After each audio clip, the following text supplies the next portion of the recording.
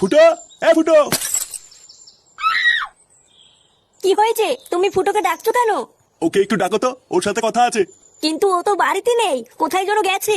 নেই মানে? এই সাত সকালে কোথায় গেছে? ও কি আমাকে বলে যায় নাকি যে আমি জানবো? লেওড়া, এইদিকে ওর ছেলেটা আলবালের সাথে মিশে মিশে উচ্ছন্নে যাচ্ছে, আরো গায়ে হাওয়া লাগিয়ে কি ঘুরে বেড়াচ্ছে। বাড়ার বাল, ওর নিজের জীবনটা তো গায়ে মারা হয়ে গেছে, এবারে ছেলেটারও হবে। দাঁড়া, আজ একবার বাড়ি আসুক, ওর কাঠ আমি খুলছি। ছাড়ো, আজকে আর না। কি বাড়া আর না মানে? লেওড়া, এই তো সবাই শুরু করলাম। না গো, আজকে না আমার বর তাড়াতাড়ি চলে আসবে বলেছে। ও যদি এখন চলে আসে তাহলে কেলেঙ্কারি হয়ে যাবে। বাড়ার বালে শান্তির ছেলেটাও কি আসার সময় পায় না নাকি? ধোতার বাল, কোনদিন দেখবে তোমার বরকে রাস্তায় ফেলে পুঙ্গা মেরে দিচ্ছি। তুমি রাগ করো না শোনা, বর চলে যাক তারপরে আবার হবে। কি বলছো? সত্যি হবে তো? হ্যাঁ, আবার খেলা হবে। নাও নাও, আর দেরি করো না, তুমি এখন যাও। আরে আচ্ছা আচ্ছা, যাচ্ছি যাচ্ছি।